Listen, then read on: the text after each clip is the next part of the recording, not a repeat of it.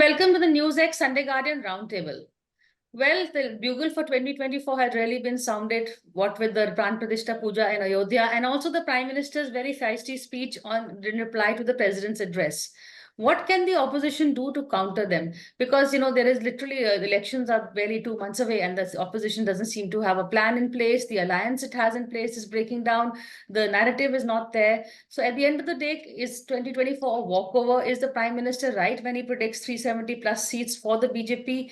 Can the BJP even cross the 400 figure? These are questions that we're going to be discussing on the show today. Joining me is Abhijit Iyer Mitra. He's a columnist, political commentator, and analyst, and very active on social media. Tehseen Poonawala, he's a Congress supporter. He's also a legal counselor and a commentator. Sandeep Ghosh, columnist and commentator, political commentator. Abhijit, how do you see the situation shaping up? Are we right when we say, "Bas numbers hi ginne hai, result to we know"? Look, I'm never taking, after 2004, I'm never taking any election for granted ever again. I think anybody who lived through 2004, the thing about 2004, I remember, was my father's friends in the Congress. They were saying that the election is lost. They had no hope of winning the election. And still the Congress came back and won that election. So I'm not counting any chickens before they hatch. The good thing, of course, is two things have changed since then. There was this big mistake made, and mostly by this sort of left-wing lobby, that it was India shining and reforms that led to the 2004 loss. It was not. It was because the RSS sat out that entire election and did not come out and campaign for the BJP. The BJP lost that election. Two, I think Modi has realized that, which is why today, in those days, if you looked at it, the RSS to BJP ratio was about 1 to 1.25 kind of thing. Today, the ratio of RSS to BJP is 1:26, if not more, because the last figure I saw was about 2 years back, which is 1:26. That's likely to have gone up. So the RSS can't do squat to the BJP anymore about this. It can sit out elections, doesn't need to, won't matter. Third, nobody that I've seen in the BJP is taking this election as a foregone conclusion. There is euphoria over the Ram Mandir, which is very different from taking this election for granted, because they're all hitting the ground running, and they're actually working much harder, that I see right now, than they were, say, in 2019. If anything, the Ram Mandir hasn't brought out complacency. It's actually brought out this need ki nothing can be left to its own devices. Everything has to be worked on. Tehseen, in a way, some people also say that, Ram Mandir is all just reaching out to the already converted, it may not get them more votes. But at the end of the day, the Congress also has nothing very much to offer. They don't have a counter narrative, and that's the big problem. So thank you, Priya, for having me in the show. You're right. Maybe the Ram Mandir is already preaching to the converted. But sometimes, and Abhijit is a strategic expert, you got to motivate your cadre. Now look at what the Prime Minister has done. His speech about 370. Whether it happens or no, the fact is a foregone conclusion that BJP is winning. Yeah. So the debates have all been about the 370, or the number that BJP is winning by. And that is sometimes a body blow to the opposition. So now the debate is not can the Congress and the opposition win. Now the debate is by how much is the BJP winning. 370 may be an imaginary number, or maybe a bombastic number in Parliament, because he wanted to link it with Article 370, and they may not get it. I mean, Amit Shah didn't get 200 in West Bengal, but the fact is they've changed the game. Now let's go back to September, the India Alliance meeting at High. And since then, we have been with you a number of times on the show, and my stand has been consistent. Since that day, when that India Alliance meeting happened, the BJP left the game of India or Bharat. The opposition fell into that trap. Since that day to today, tell me one day, just one day, the opposition set the narrative. Just one day. Give me one day. I'm not asking you for 1 week. I'm not asking you for 50 days. One day the opposition set the narrative. Every single evening, it is the BJP setting the narrative. Last evening, what was the narrative? Jain Chaudhary coming to them. Prior to that, something else. The BJP is continuously set the narrative. Now, in an election, the BJP is setting the narrative, and we, because I want the BJP to lose, are reacting to it. We are not setting the narrative. Because, of course, we have these intelligentsia and, in the media who know how to work and etc. But let's look at in the media department. Now let's look at the other part to it. Is it a foregone conclusion? No. The opposition can still do very well. They can still do, but are they going to do as much as the BJP is doing? That is the problem. Now, if we are doing South India and East India, or the Bharat Jodo Nyaya Yatra from east to west, what are our weakest links? North and west, not South and East. South and East, even if we get 60 to 70% of the seats, they will only come into play if we perform in North India or West India, where the BJP strike rate is 90. So our weak areas are North and West, where our strike rate against BJP is really low. And we're not staying. Now, as a strategic expert, if Abhijit was to be the general was commanding it, or I would say, okay, 160 seats, I'm in a direct fight with the BJP. Can I at least declare candidates? Can I get the momentum going there? Can I at least pick up 40, 50 of the seats? Therefore, I get the South and Eastern to play. I haven't done that. So at the moment, the BJP seems to be taking those 140, 145 seats. There's a problem there. The strategy seems to be wrong, and the media communication seems to be wrong. The strategy and communication, Sandeep, both very important in terms of, reaching out to people. That is, and also is Rahul reaching out at the wrong time? There's been a lot of criticism that he's chosen to do Bharat Jodo Yatra when he should be actually sitting at the headquarters, planning strategy, planning candidates, tickets, etc. He's out there campaigning. Sandeep. Volume. You are muted. See, Priya, I have started developing an alternate theory.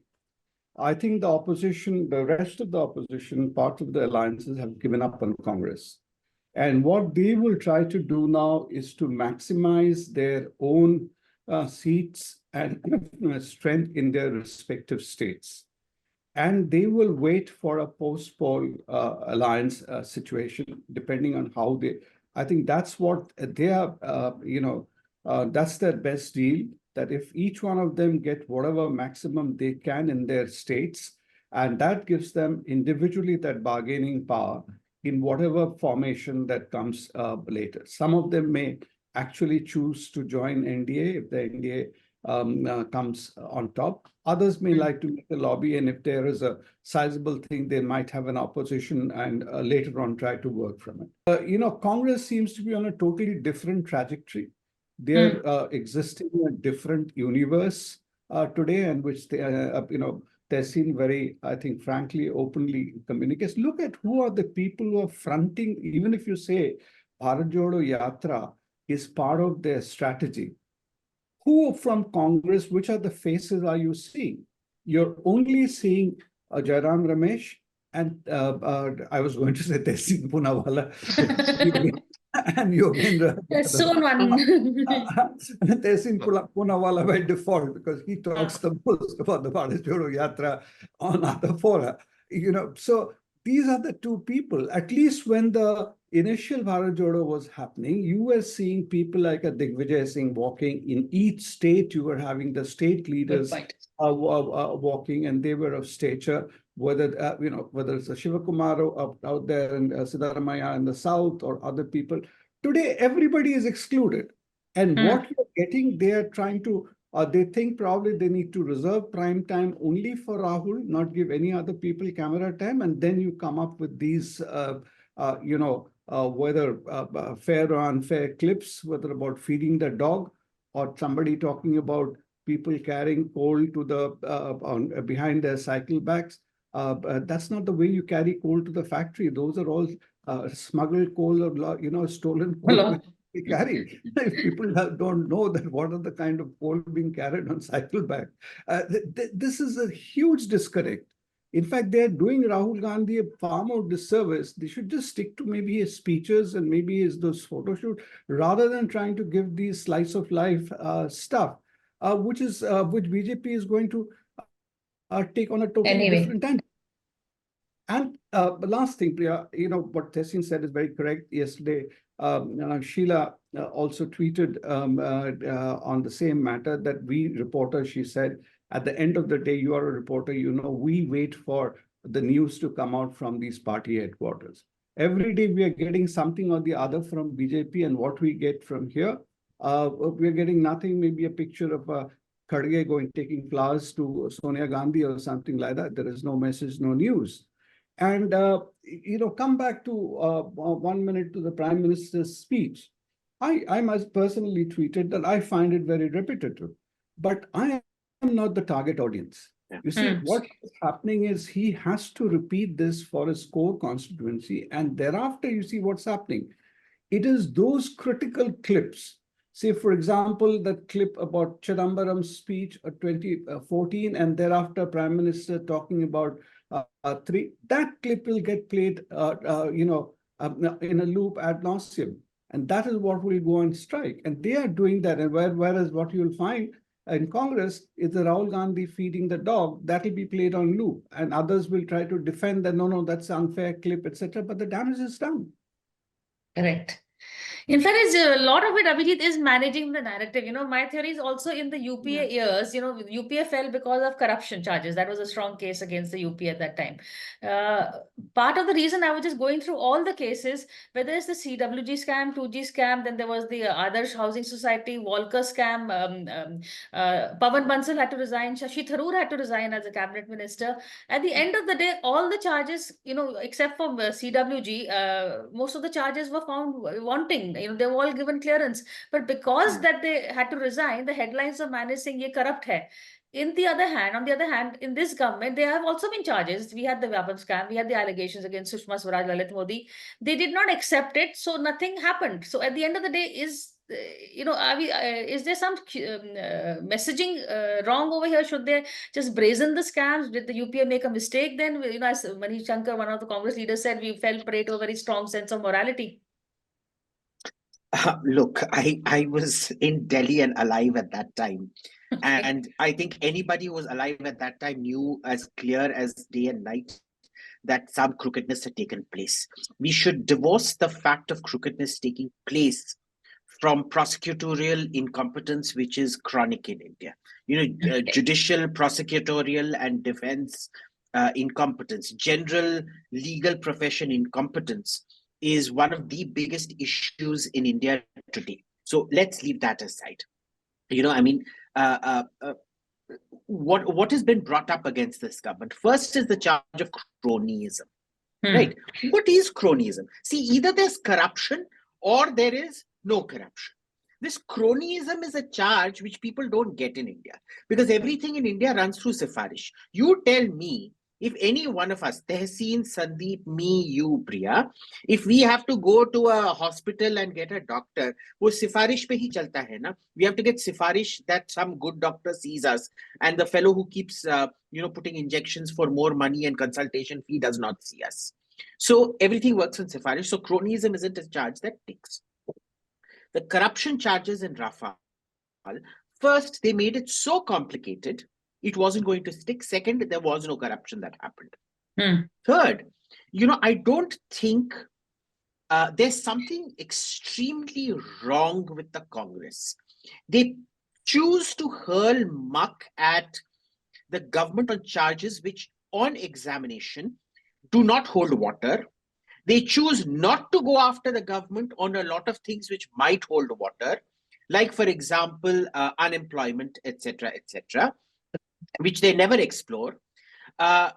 Second is that they don't seem to get that the conversations that Rahul wants to have are not the conversations that ordinary people want to have.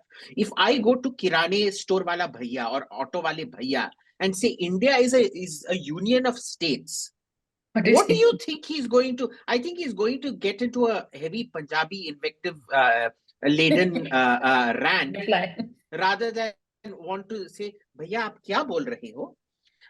Third, Rahul's own words have been used against him so effectively, but he still does not learn to not allow the other side the opportunity for clips. For example, the Alu Sona. This wasn't Rahul talking.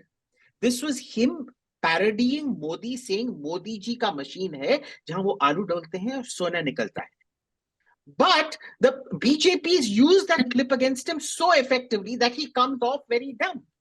The problem is he also makes really bizarre statements like the escape velocity of Jupiter. which then, because of an accretion of events, you're more than likely to believe that Rahul would say things like this. And even here, where something perfectly innocent like feeding the dog, or then giving the biscuit to the dog parent to then feed his dog child, they're saying this is Himanta Biswal Sarma all over again. These guys have not learned media management. I don't think they're engaged with a public discourse. They still want to talk.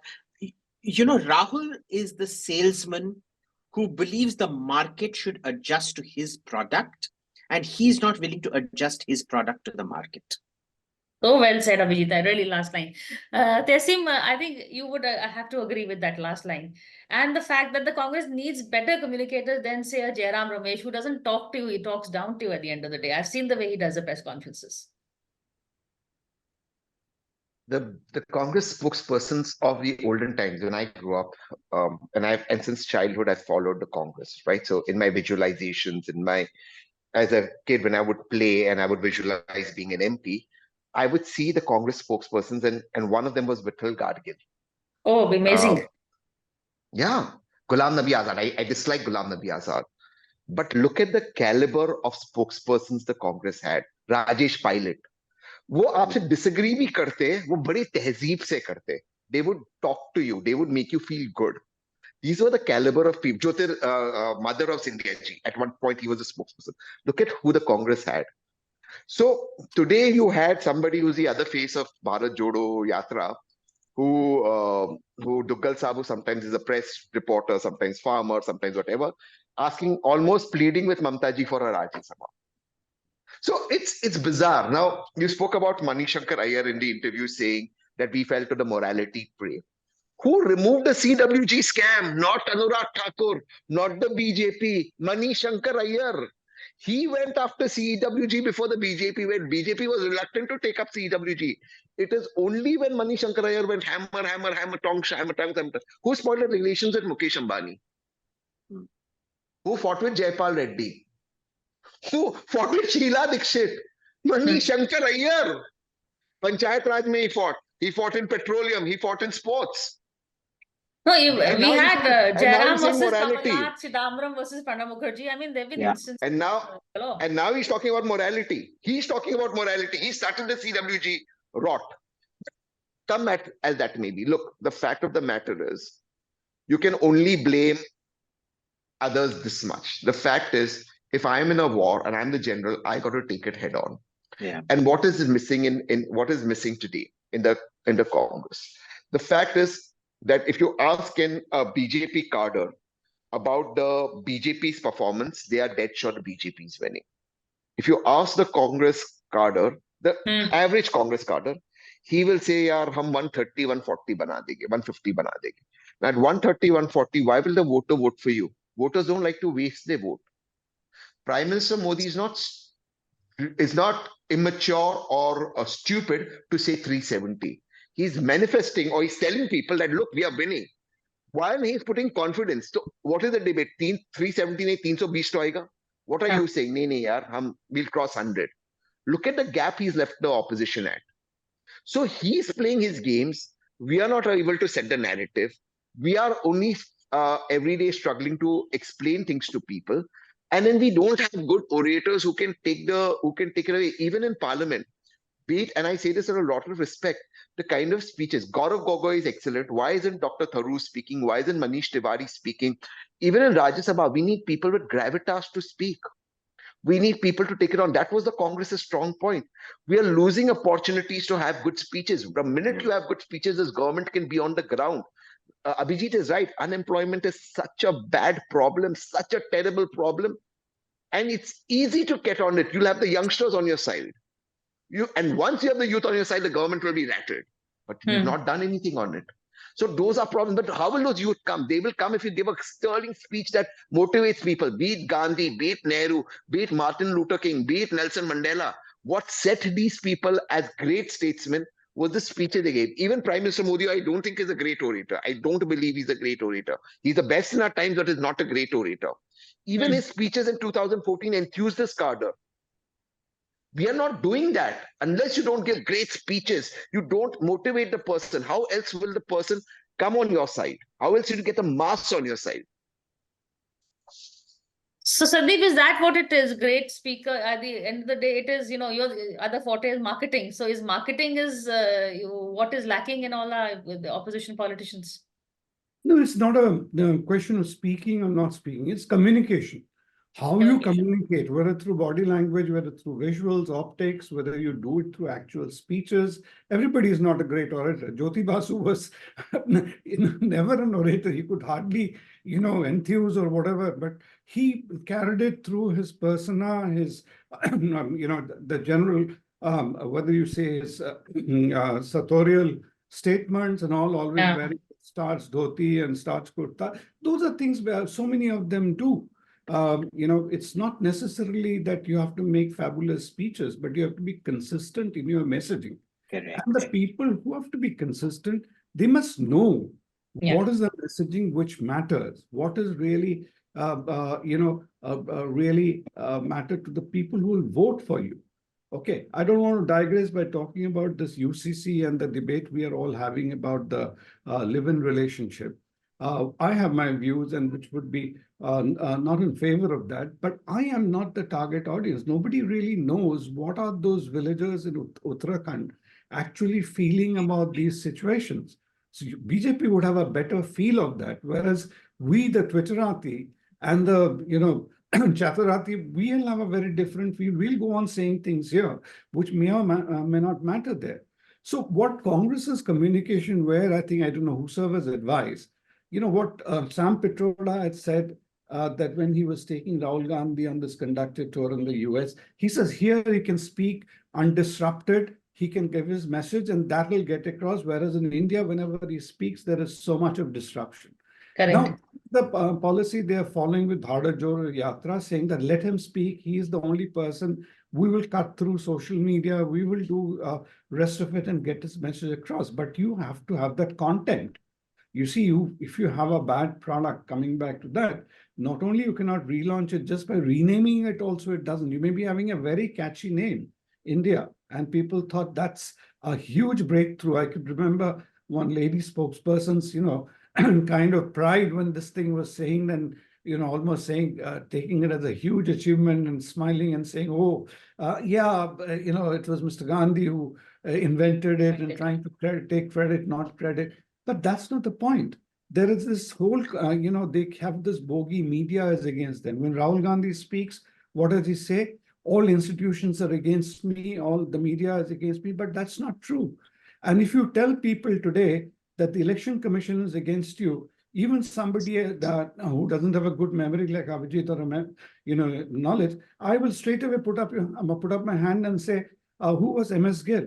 Who was James Lindo? Who was Naveen Chawla? Who's whatever there? So you can rattle a whole list of names and they say you're talking about today's election commission being compromised or the judiciary being compromised from whatever history. Nobody buys that now. I will see something. Quickly, take a break. I want to add something to what Sandeep said. I actually, for once, agree completely with Sandeep. Look, politics will never be easy. Okay, I'm going to stop you speaking for just 5 minutes while we take a quick break and then come back and continue the conversation. So stay with us.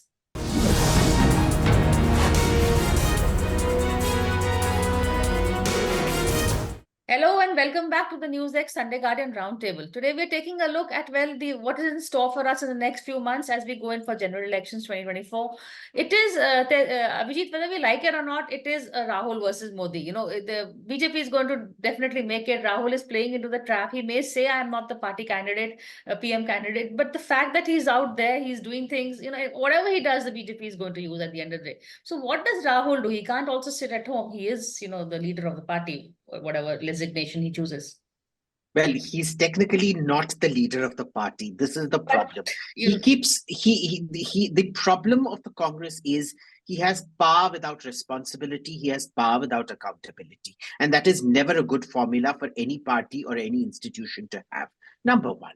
Number two, the problem generally here seems to be, like you were talking about, picking up the phone and talking to people. if you notice, he does not ameliorate situations. He exacerbates situations. So there's a fundamental problem even with his interpersonal skills. Because why do you think people like Sachin Pilot revolted, or very close friends of his, Milind Deora or Jyotiraditya Scindia, left? These were people who could pick up, they not just pick up the phone with him, they used to drive around with him, go on late night drives with him, go out for ice cream at India Gate or whatever with him. Even them, he cannot retain. The third is his issue with the media. The one time he decided to actually sit down for an unscripted interview with the media, which was in 2014, that one interview he has not been, even after 10 years, the damage has been permanent. It has been lasting. There has been no coming back from there. So, this is somebody who does not introspect. A political persona is very carefully, it may seem effortless and extemporized, but it is not. It is very carefully tailored in the background with many, many media managers, because every human being has their own faults. The problem is he refuses to listen to people. Even today, with the Bharat Nyay, is it? I don't know what the latest. Bharat Jodo Bharat Nyaya Nyaya Yatra. Jodo. Bharat Jodo Nyay Yatra. There is no coverage happening. And it's not because people don't want to cover Rahul Gandhi. It's because he's got nothing interesting to say. Now, Modi does not have anything interesting maybe to say to Tehseen or me, but the stuff that he says to ordinary people, it's catered to a different market which gets completely energized by this. So marketing is also like, honestly, you tell me, Priya or Sandeep or Tehseen, I don't have hair, so I can't comment on this. But any shampoo ad that tells you your hair is going to get all luscious and vibrant and shiny and bouncy, do any of you actually believe those shampoos? No. So these people are, you're essentially a shampoo salesperson if you're in politics, which isn't working. Fourth, there are people who, like Tehseen said, can change the narrative. So Manish Tiwari, P. Chidambaram, people like Shashi that Tharoor. can. Shashi Tharoor. Shashi Tharoor is a guy who, even against a tide, keeps winning his constituency with ever higher margins. They're simply not being listened to. It's, he listens. I think Mr. Rahul Gandhi has gone in full Mohandas Karamchand Gandhi mode, where his inner voice is infinitely wiser than the collective wisdom. Tehseen, do you want to say something? And then Yeah, I just want to add one point that Abhijit said. Look, it broke my heart when Milind left. And Milind is somebody I'm very close to. I'm very close to Sachin. saw you Milind, on I'm social very, media. yeah, it actually broke my heart. Here is a guy, I just want your viewers to understand why Milind left, okay? Here's a guy who didn't ask for a Rajya Sabha. He wasn't asking for a Rajya Sabha. He was saying this is a Congress seat and let us fight the Lok Sabha from a Congress seat. He is fighting for a Congress seat. And you are calling that guy, that you're saying, okay, I'm okay with him going, over somebody like a Sanjay Raut who's humiliating Nana Patole, Ashok Chavan, Prithviraj Chavan, and Sushil Kumar Chille, 3 chief ministers and 1 senior leader sitting in there saying, who are these people? We will directly talk to Rahul Gandhi ji. That's humiliating. Milind was fighting for a Congress seat. He wasn't fighting for Rajya Sabha. Those who got a Rajya Sabha from Maharashtra have a bunch of, what have they done for Maharashtra? Kumar Ketkar, for example. What have they done? They sing poetries of gangsters. So they have done nothing for Maharashtra. Let's be very clear. People have also got it. What is Sorry? that? Someone from UP also got a Imran Pratapgarhi. Imran Pratapgarhi. What is he doing? I'm saying people sing poetry for gangsters. Fact is that here is Milind. He didn't even get a Rajya Sabha. He's fighting for a Lok Sabha seat. And you're calling, and social media is calling him all sorts of names. You're humiliating him. Even, and I tell you what, I'm sharing something very personal. I felt very bad, and I told this to the leadership when that Milind's name came in the Yes Bank thing for that MF Hussain painting, right? There was nothing wrong in it. It was kosher. Of course, we know that Rana was pressurized to make some stupid statement and all of that. Point is, if I was the captain of the ship, I would call up at least Milind or Milind's mom and say, listen, we're sorry you got dragged into this. You're there. We're there for you. A general should be there by your side. But that's the line I wanted to explore also, but we're totally out of time. Sandeep, quick last word for you. Two quick last words. Sorry about this. I can't also resist commenting about this Millen business. Now, Sure. see, Tehseen and his brother don't get along politically, everybody knows, but Tehseen never badmouths his brother or vice versa. Now, if Milind is close to the family, everybody, I can understand you have a khunnas against Hemant Biswa. But how can you say a Milind or a Jyoti Aditya or all the other people who are happy they have gone? And see Jyotiraditya Scindia today, he is no less royal than, he could be as royal as any royalty. But see him campaigning today. You might say it's a put-on act, but he is establishing the chemistry with the people by telling this chaiwala, you're so-and-so's brother, wo to hamara parivar hai. Or, dancing with the people, and that is a genuine dance. So they are, that is the change. But finally, I'll just probably end with this one thing, which I think is my patented term. I have said that BJP, if there was no Rahul Gandhi, they would have to invent a Rahul Gandhi. But in this situation, as you are saying, Congress is inventing the Rahul Gandhi that BJP needs to win the election. By giving him this kind of a positioning, etc., BJP just needs Rahul Gandhi in that form. And what Modi did in the speech, he has set the agenda where now everybody will try to refute him on all those points, and he will again demolish them. See how he took head-on the dynastic issue. And he, advisedly took the name of Amit Shah and Rajnath Singh to make his point. You may or may not agree, but he has got that point through. So tomorrow when the people cite Jai Shah, he has already given the answer, and that answer will be repeated time and again. So I think they are being very, very amateurish, naive, and walking. So who wins is a different issue, finally. That the voters will decide. And that is where I think the international community underestimates the Indian voters when they're saying death of democracy, etc. Indian voters know best, and they know that as long as they have the voting right, democracy is alive and kicking, not whether press is talking, judiciary, or election commission. Their voting is the ultimate test of democracy. Well, I think you summed it up brilliantly, Sandeep. Thank you so much, Tehseen, Abhijit, and Sandeep, for this really engaging conversation. Thank you so much. And I'm going to have all of you back again soon. So thank you.